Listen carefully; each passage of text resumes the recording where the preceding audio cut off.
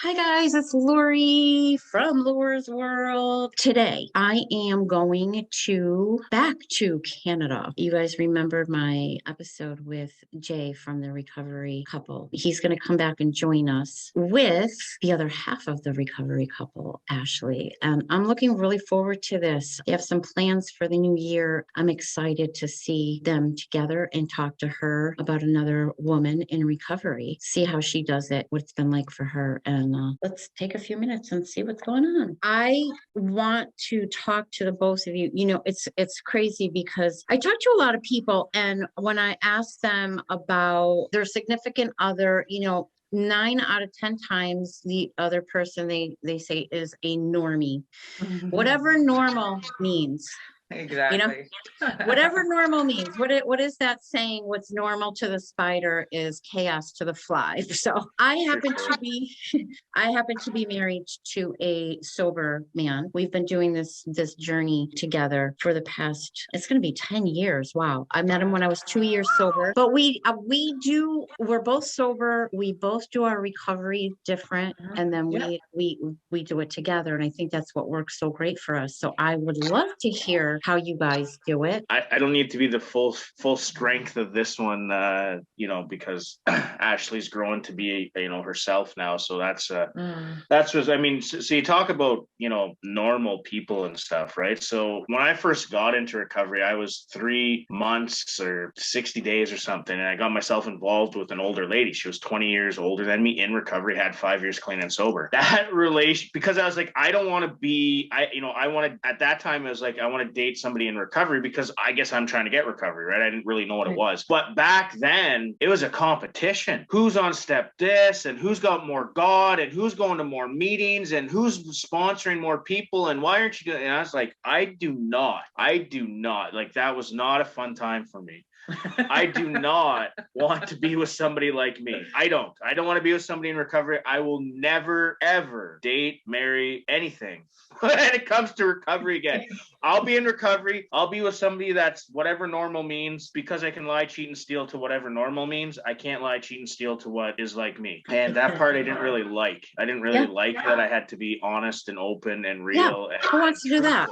Yeah. Right. I mean, I still wanted to have that. I didn't want to surrender that part of my life, because that was a big part of my life, that lie, cheating, stealing, manipulating kind of thing. It's all we know. It's all you knew. So from there, I just dated women that were whatever you want to classify normal. They occasionally drank, or maybe they drank too much, or maybe they used too much drugs, and I lived vicariously through them. I never ever tried to change anybody. That's not what I did, but I just knew that I didn't want to be with somebody with me because of that experience. And I bounced, I had, so after that one, I had a second fiance, then I had a third fiance. Right? And I had multiple women in between, because I just I'd have 5 or 6. I want to be alone. No, I appreciated being alone, right? I really understood what alone was. You wanted your cake and eat but it. I wanted. Yeah, that's exactly what you Who wanted. doesn't want that? And it became a lot. But then, I did honestly, once I had destiny, things kind of changed for me when it came to women, because I had a baby girl, right? So for me, it really took up until destiny to truly understand what women are. I mean, my relationship with women was distorted from when I was 9 years old, when I started watching porn, right? So when I started watching porn and I try to relate what's going on there into a relationship, it don't work like that. No. How does it work? Why does it work like that? So at the realistic side of things is that I didn't know what a relationship really was until I started actually having a relationship with Destiny. So having Destiny, and Destiny being a girl, smartened me up in a lot of ways. Maybe I didn't change my whore ways after that, but it made me realize, like, hey, wait a second, I have a little girl, and I was always scared to, once my ex and I separated, I didn't want to bring a girl into Destiny's life. I didn't want to be that guy that my daughter saw saw so many different women coming through, right? It really took me having Destiny, and then it really took me, Ashley coming along to really surrender and be honest, right? Like that's what it really took. And it really took somebody that was in early recovery. Like you got to think, Ashley and I met when she was 5 months clean and sober. Yeah. So a mutual friend of ours, I gave him my 5-year medallion. And I said, well, there was no fight. I said, well, I think Ashley had already messaged me on Facebook or however it went. She'll tell you the story. She goes, whatever. I got something to say about that. She was trolling for me. Not how it went.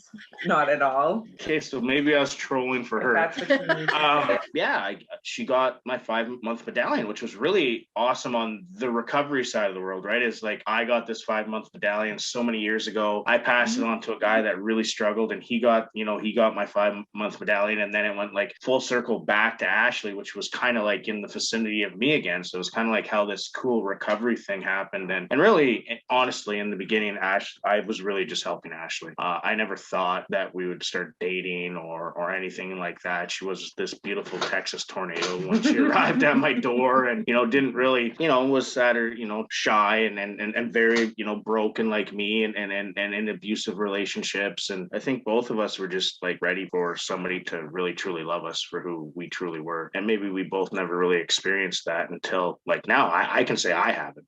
So I feel the same way. I have never had in my whole life had somebody accept me for me. Yeah. And it feels weird. And when I said that to my husband a few years back, he goes, why wouldn't you want to be yourself? And I'm like, because I didn't like myself. So I would fit myself into situations with whoever I was with to be what they wanted. And so I was never me. And with my husband now, oh my God, I could be the biggest weirdo. I could laugh. I can make jokes. I make him laugh all the time. He makes me laugh all the time. And for the first time in my life, I feel like I am me. And it feels pretty good. Yes, it does. I don't have to pretend. I think that's like the biggest dream for people, right? It's just when can I just be me? Yeah. So what you tell them what happened. You were the Texas tornado. All right. You tell them that you trolled. Let's have a Texas tornado. Woo! Well, it's funny, right? I mean, Jay has his own perception of what happened, and then he likes to tell people, and then I come along, right? So yeah, we met when I was about 5 months sober. When I started in recovery, I only knew one way, right? So I knew I'm a people pleaser, right? So I struggle with that. And so when you're given these suggestions from all these old timers and everybody, oh, you should do this and you need to do this.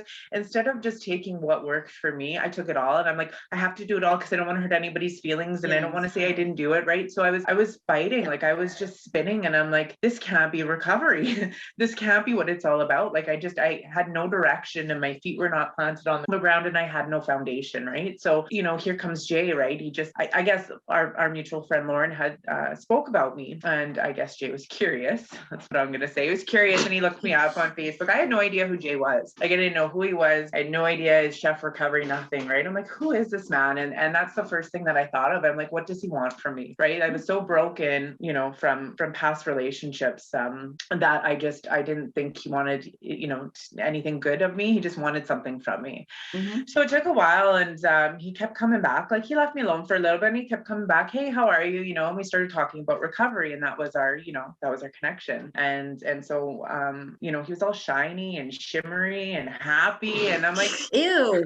Oh, like what is this, right? And so I was always taught way back when, like, you'll be attracted to what you want in recovery, right? Like you'll see what you want, and I'm like, I want that, and that's where it kind of came from, and it stemmed from was that connection of recovery. And I'm like, well, how does he know what he's doing? I don't get it, right? Yeah. So he started to share some of his wisdom with me, and it really started to click with me. And I'm like, yes, right. And so when I got my 5-month medallion, that's kind of when we met, and I thanked him, and it just kind of went from there. And I wasn't looking for a relationship with Jay, and my guard was very up, and I'm like, and then we slowly started to break our walls down, and here we are today. And they say not to date when you're in young recovery, and you know what, I would say, I can't say yes and I can't say no, because I did it and it's worked for us. So, but we've also, like, Jay has made a it very, very clear that recovery comes first for both of us. And he taught me that, right? Like, and I always threw myself into a relationship where,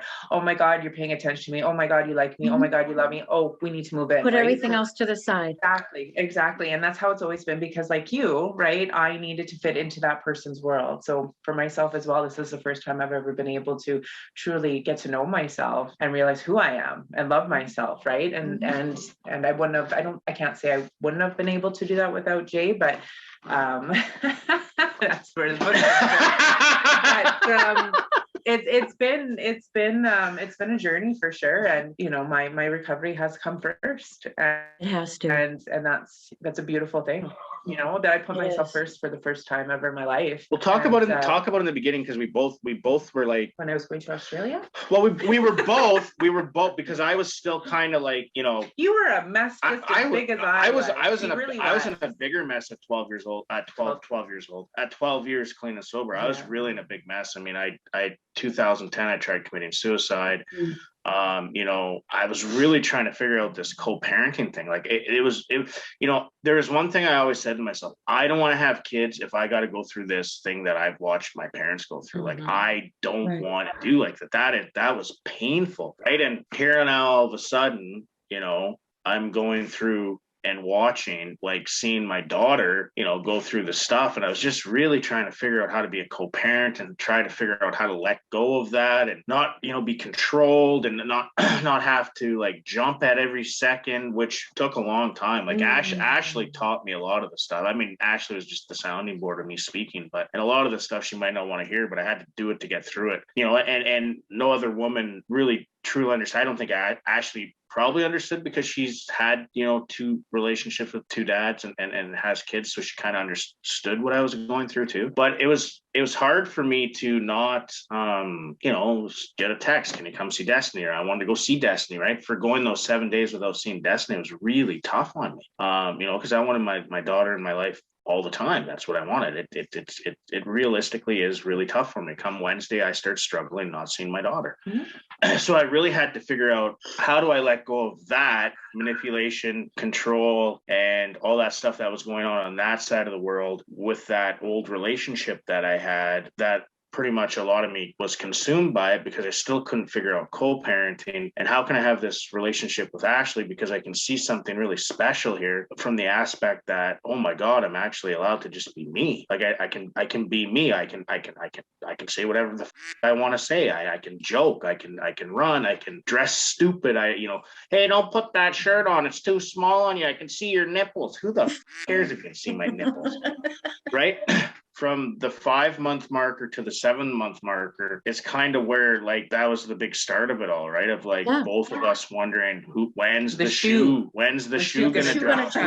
Who's gonna who first? Who's gonna stab who Absolutely. first? Yeah, we get in our heads, right? And so like I remember, like, you know, and I struggled a little bit with trying to figure out, you know, is this relationship going to work? And watching him struggle and go through what he was going through, I'm like, this is never going to work, right? And so I've created these conversations and these arguments and these things that are going in my head that haven't even happened, right? So, and we do that, right? And I do that. I still do that to this day. I just try to catch myself a little bit quicker before I'm mad at somebody and they have no idea why I'm mad at them, right? But so I wrote it in my head how big, and this thing was huge in my head. And I said, it, I'm done, right? And he's trying to FaceTime. I wouldn't even look at him. I wouldn't talk to him. I'm like, I'm out of here. I'm going to Australia. I'm done, right? And so I'm going to Dryden, and I'm going the wrong way to the airport, right? And I'm just driving until he calls me, and you know, and I'm like, I don't want to talk to you. I'm not ready to talk to you. He's like, okay, you know, and he's very calm, and he just kind of said, okay, whenever you're ready, call me back. And I'm like, that's not how I thought that was going to go, right? Because I was expecting this huge argument, this huge fight, because that's all I ever knew. And I think it was maybe 3 minutes later, I'm like, okay, fine, I'll talk to you, right? And I'm like, what do I have to lose? Honestly, I'm like, okay, he's not yelling, he's not screaming, you know, he's not telling me, you know, how shitty of a person I am. Maybe I should talk to him. And I said, okay, just do it, Ashley, before you lose your nerve, just do it. And I actually like opened up to him probably for the first time and just told him what was bothering me. And that's the first time I've ever been able to do that with anybody, is actually tell them exactly what is bothering me without having any repercussions with it, right? That was my moment that, okay, I think I can do this. And I kind of like broke down more that, you know, this was something I wanted to pursue with him, was a relationship that I actually wanted to be completely honest. And it was pretty amazing. It felt like it was like £1,000,000 literally just went poof. off my shoulders. And it was something like, I was just upset. It was just a moment I don't think I'll ever forget, actually, of that first moment of actually being able to communicate with somebody open and honestly. Ashley was 7 months. Ashley never, if you go back and look on our Facebook page and listen to Ashley's first live, I mean, she was bobbing in and out. She didn't want to be on the camera. I didn't want to do anything. And I said, hey, listen, let's just, I got a pretty good following and people have followed me for a long time with recovery. And I let's do this thing called the recovery couple. I honestly, I knew with a lot of time people would start, seeing it and getting inspiration from it. And not only that, just myself having inspiration inside of it all, that I'm, with somebody, that I can be with somebody and I can actually feel all right about that. And I said, I don't know, let's just try this thing and we'll see what it does. And, here's her opening up really for the first time on like social media. So you got to think like our relationship, we're celebrating 2 years together on February 17th. So, our whole relationship since 7 months has been on social media. So that's tough. The thing with me is I've done it for so long. So for me, it's nothing for me to talk about recovery from the minute I wake up till the minute I go to sleep. For me, that it just, when you get a message from somebody, you just helped me get through today. Like that is what the gift is, right? So the gift of helping them get there, it helps me get there. So But what was happening is I was at a point, because of everything that I was going through, I was starting to self-doubt. I was starting to self-doubt this. I was starting to self-doubt the trailblazing, the program I built, the sessions I did, the things that I was doing inside my mind to keep, because I stepped away from the meetings in the rooms and created my own recovery. I needed more than just that. I needed, I support the rooms. I support that. I love the rooms. I love the 12 steps. I love that all. But for myself as a human being, I needed more. I needed more out of life. And so I started like self-doubting this stuff after like years of accomplishments and things that I accomplished, from being a great chef and celebrity chef and launching TV show and all kinds of, like, just my sobriety alone, like just being clean and sober and loving myself should have been enough, right? And I was self-doubting myself on the fact that, oh my God, I don't think this is working, because of the amount of stuff that I was going through with that co-parenting thing. So as I'm showing Ashley and talking to Ashley and teaching Ashley the stuff and suggesting that, she's like sending it back to me. And I'm at a place of like, and I would have never allowed this with anybody else. I wouldn't have done it, right? Because Ashley kind of understood who I was. And I really liked that she had young recovery. I really loved the young recovery because I got to see I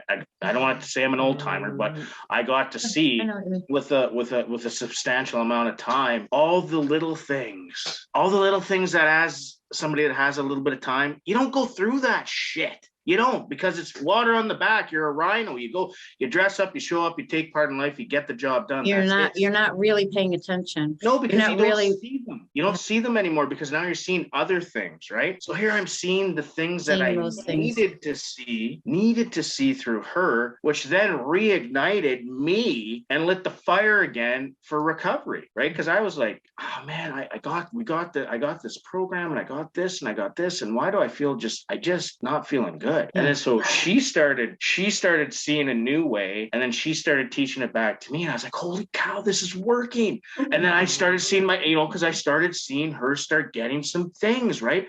Just opening up, talking, smiling, the sparkle, the walk, the swagger, the confidence, I'll come to you with everything and talk to you about it. And we have never once argued. We haven't. We've had difference of opinions. We had difference of opinions, but we never went and yelled at each other. Well, I just breathe, right? I see her doing some things and she's frustrated. And I kind of giggle to myself because I'm like, yeah, I'm not there today, but it's like really cool for me to see that, because it reminds me of I'm not there today. That's where she is. And I said that to her from the start. Listen, your recovery is your recovery. My recovery is my recovery. We can meet in the middle. Whatever you need to do for you, you do for you. I support you 100%.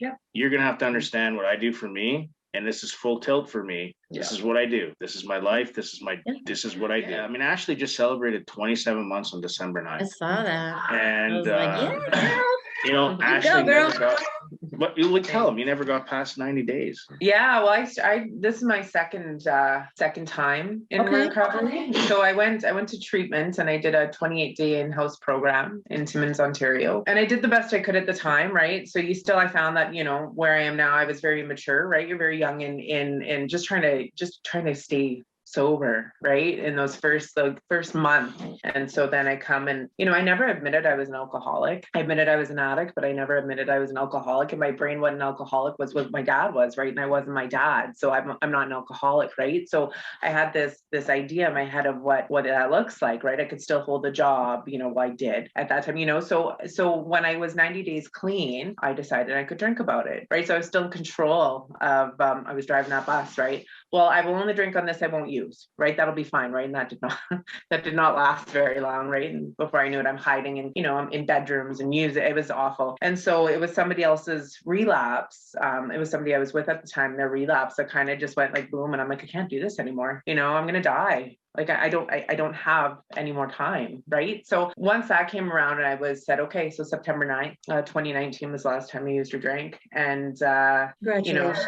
Thank you. And then it's been upward and onward and down and around. And, it's been a journey for sure. But it was an interesting thing, and not to say I was doing it for other people, but I was doing it for other people, right? I was doing it to get my kids back in my life. I was doing it to hold on to my job. I was doing it so, I could function, for my family and friends and all that, but I wasn't truly doing it for myself, right? And so once I was able to learn to put myself first, and then it just went poof, right? And then my whole mindset, it completely shifted, right? It was a brand new paradigm of what life could actually be instead of what I thought it was, right? And so once it went boom, and it was like everything was clear and parts of it was like ugly at times, but it's just how you exactly. And that's what I didn't understand, right? I didn't have to run from that. I could keep going and face it sober and be able to get through it. I think I thought that once I got sober that I was going to have the birds chirping on my shoulders and everything was going to be peachy keen. And when that didn't happen, I'm like, well, what the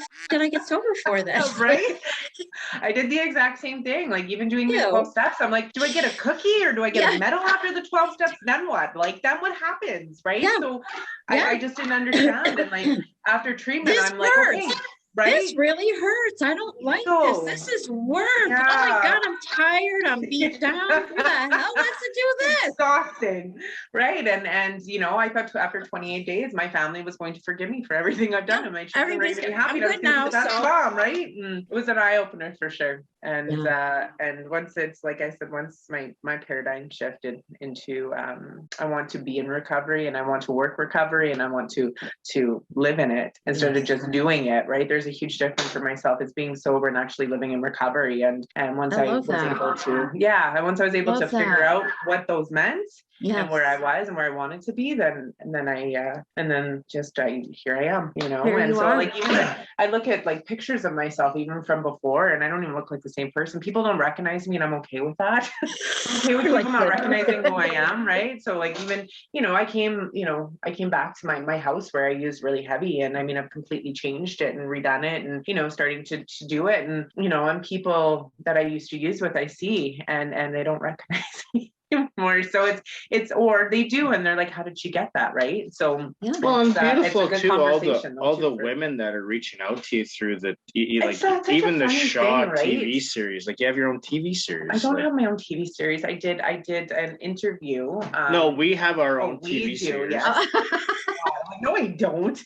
But it's funny, like women, I used to stay away from women as far as I could because I wanted nothing to do with them, right? But I also think like, there's that false persona of men are going to make me feel safe, right? So I was attracted to men more because that's kind of men to women, right? Like that's kind of just how it went. And that was my sponsor's thing was she brought me to this woman's retreat because I never had girlfriends. They were always friends of like my husband's wives or girlfriends. Yeah. And she said to me, Lori, men will always pat your ass. Mm-hmm. Girls are going to save your ass. Yeah. And the reason why is because girls are going to call you out on your shit.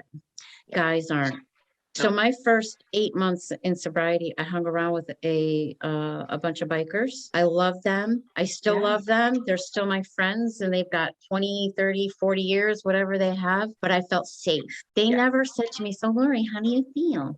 Yeah. It was just keep coming back, girl, keep coming back, and I would just keep coming back and I would just sit there. Once girls got into the picture, they're like, "So how's this going? How's that going?" And I'm like, "Well, fine. I'm fine." That's what I would say Everything's constantly. fine. Fine. I'm fine.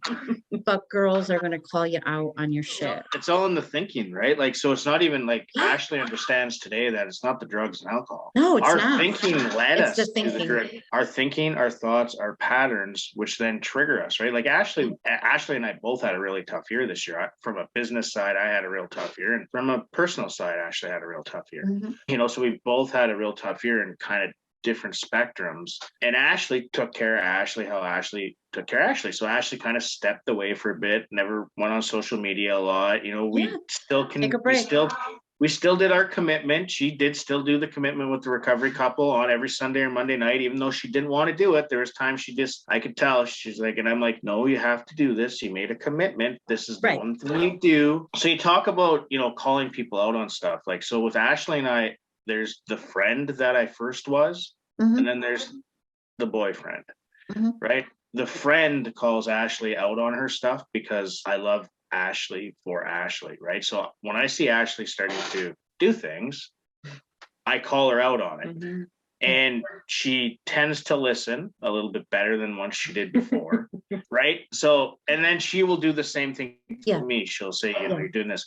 And that's the great thing about what we've built and the bond we've built is we don't even live together yet. Like we don't live together. Last year, Christmas Eve was my first time I ever slept at her house.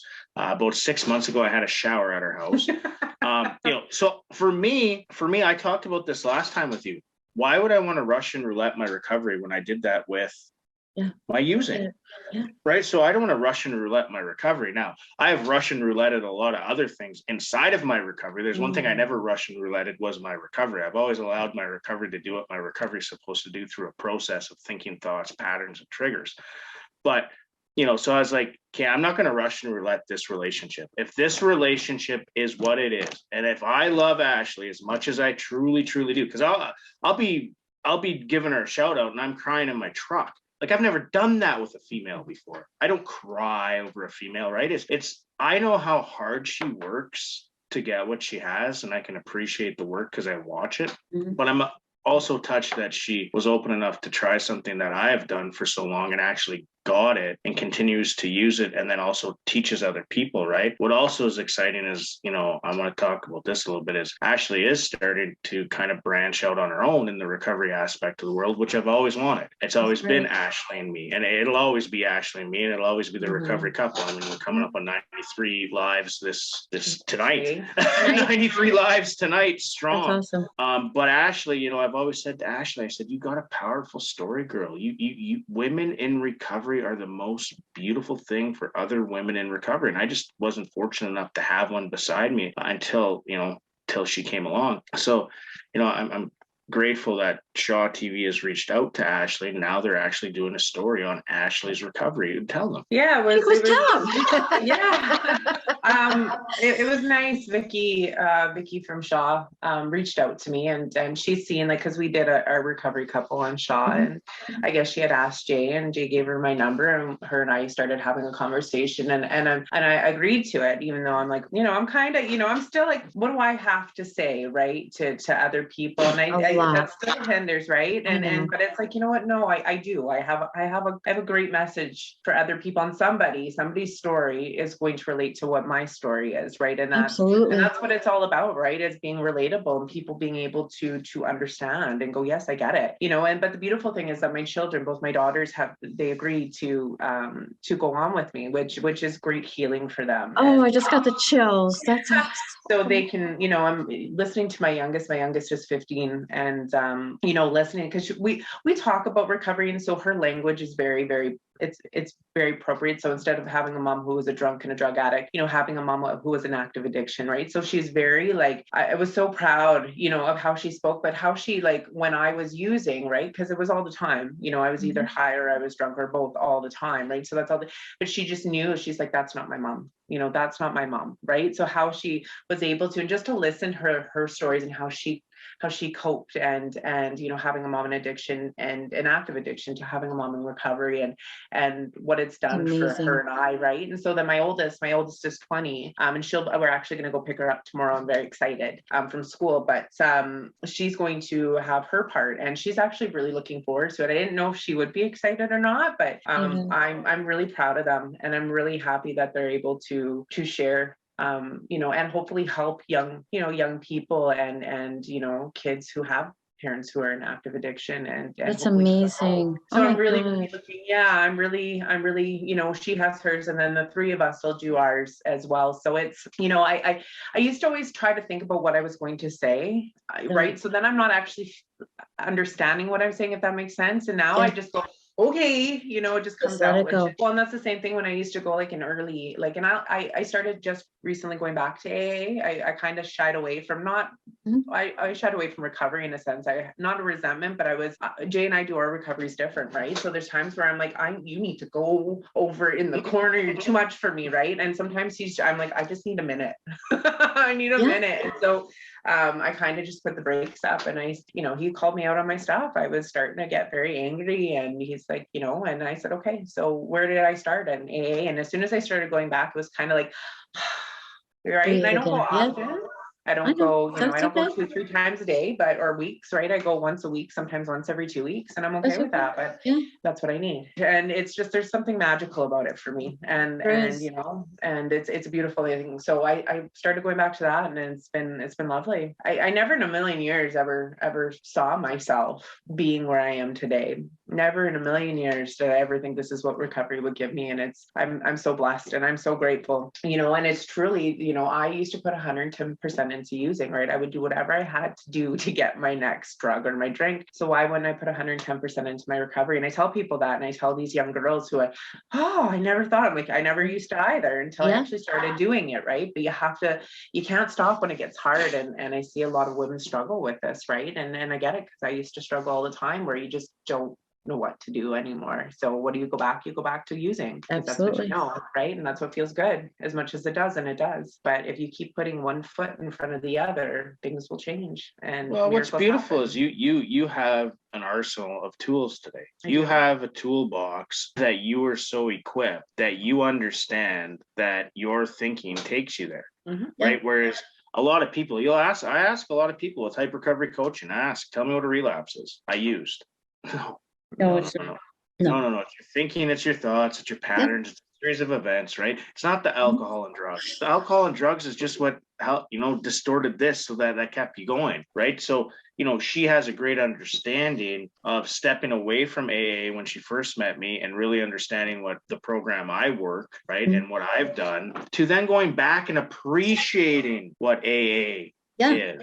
You know what it was? It was the pandemic. One positive thing about the pandemic is it shone that there is other ways to get recovery, right? It's not just because you take away the meetings and the people getting together, right? Like that was the big thing. I've said this to you, and I think I said this to you before, that the pandemic for me was a lifesaver for my recovery, because I was 10 years sober when the pandemic hit, and I'm like, well, I'm good. And when I got on to the Instagram recovery community and the Facebook recovery community, I'm like, holy shit, I didn't know how many other different ways. All I knew was AA, and that's it. That's all I was doing. That's all I was doing. I was doing nothing else. I wasn't talking to anybody about it. I wasn't recovering out loud. It wasn't until the pandemic that I got out there and got to see what everybody else was doing. Right. I mean, I lost a lot in the pandemic. I really did, but I gained a lot on the recovery side of things that allowed, losing a business, a livelihood of 5 years through the pandemic, which is a lot on anybody. A person going in recovery, it always seems like, well, you just always have that option. I should go probably kill this pain, and I'm going to go do this. Right. But I did the total opposite. I went and just leaned hard on what's never failed me in my life is my recovery. Never once. Even if I've self-doubted myself, the recovery has even if I was myself, even if I was like faking it till I make it, my recovery has always got me through the toughest of toughest times. And coming through the pandemic and, leaning on the recovery, and then in August saying, hey, Ashley, let's I want to launch like what's next for Jay, what's next for Ashley. I want Ashley, Ashley to be a part of this, hype coach Ashley. And whenever she's ready to start doing it, she can be ready. I haven't forced her into it. I don't force her into anything. No, I let her know. figure it out at her own pace, at her own time. But what I do know is Ashley and women like yourself, like Kim, like Carmela, like, Sarah, like there's a whole bunch of women out there that have truly amazing stories. Like I've always said to Ashley, you just have to tell your story, and that person at home that is at home alone may be able to relate to your story. And now that person don't feel alone so much. And now that person is going to ask for help. So if all it takes you doing is breaking your silence to save your life, because you're saving your life first, and through you saving your life, somebody hears your story that relates to them, and they get the help that they need. Absolutely. You've done what you had to do in this life. That's it. And you may never know. You may never know who you helped in this life. That's why I'm extremely proud of Ashley in a lot of ways. It's just, she's been molded, right? So she does it her own way, but she listens, she identifies, she lets go of things that doesn't work for her. She recognizes, she relates, she takes it to other people, she applies, right? Like these are the things that you need to do in order to have maintenance and recovery. Now, yes, being in recovery sucks sometimes.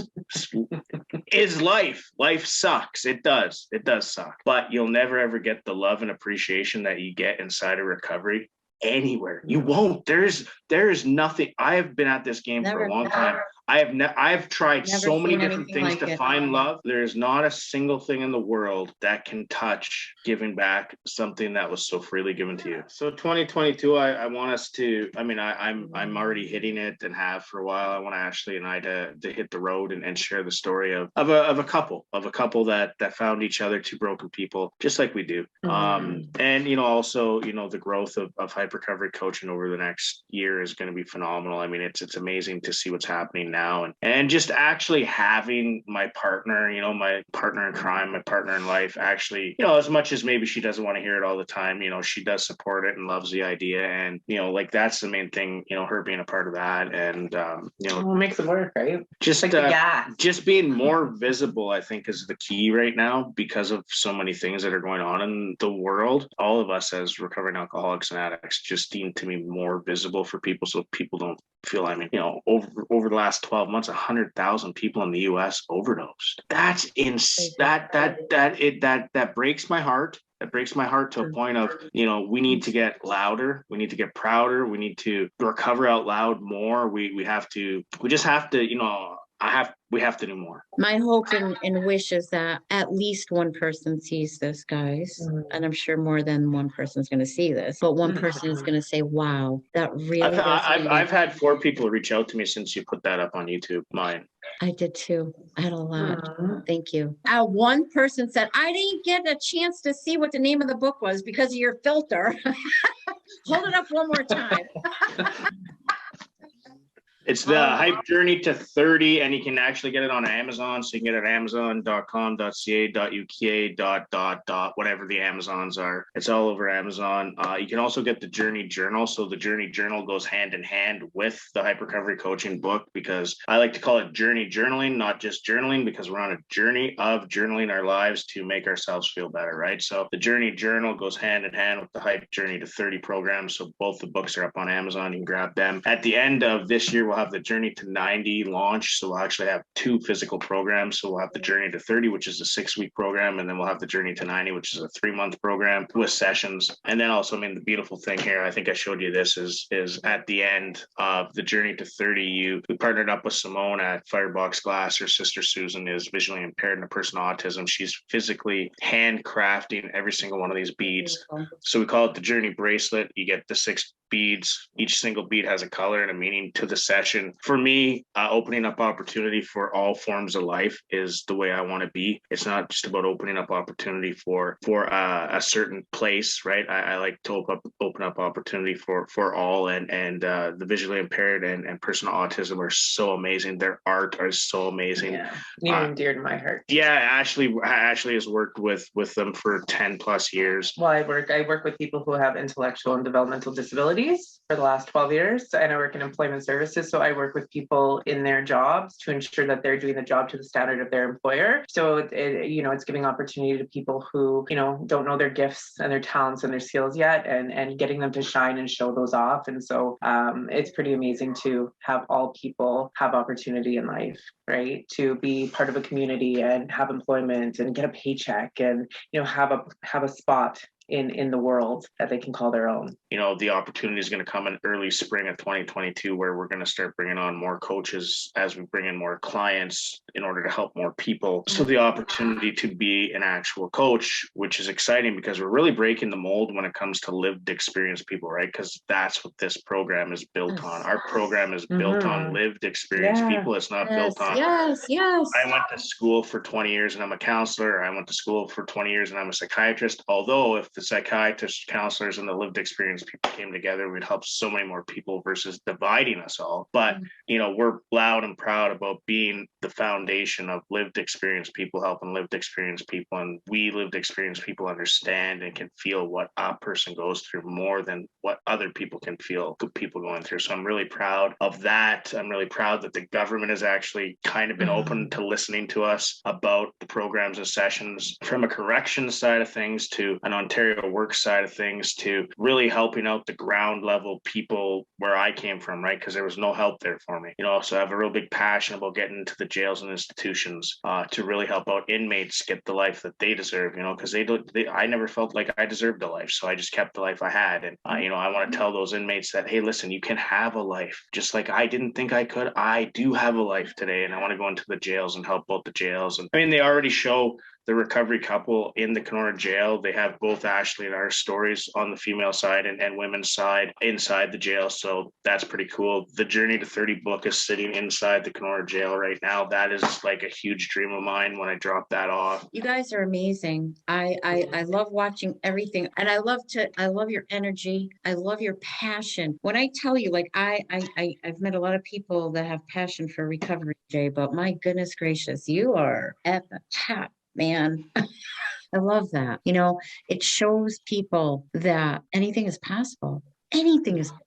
The only thing that we cannot do is drink or do a drug, but your life could be beyond your wildest dreams. And never stop before that miracle. Never. Because you just never know what's there. You just never know. If you can just keep dressing up, showing up, taking part in life through the toughest of times to the greatest of times, because I'm telling you right now, you will get some amazing, I love recovery and No, you don't. Really? I have to yell about it. I have to scream about it, and I have to. All right, keep doing that. That's what's got me where I am. Yeah. You are helping so many people, Jay. You are helping so many people. And just like you said, you don't even know the ones you are. And we don't need to know the ones we are. We just do this in hopes that it does help somebody in the long run. At the end of the day, I know for me, it helps me tremendously. I love you guys. Good luck on your projects. Right now too, you better put the plug in right now too, is that you can go to www.hyperrecoverycoach.com and there's a recovery couple tab. So if you scroll down a bit in the recovery couple tab, you can actually get these hoodies or t-shirts. Or the shirt. Or hat. Yeah. And 100% of all profits are going to Ashley and my dream, which is to build a treatment center. It's called Project Hyper Recovery. I'm going to launch a charity and a non-for-profit here in the next couple of weeks. Just buy the swag and be a part of the Pink Nation. Just do it. I love you guys. You guys enjoy the rest of your day. Thank you so much. We love you too. Thanks for having us again. You're welcome. I really appreciate this. You guys continue to do what you're doing. You're beautiful, absolutely gorgeous inside and out, and keep shining that light.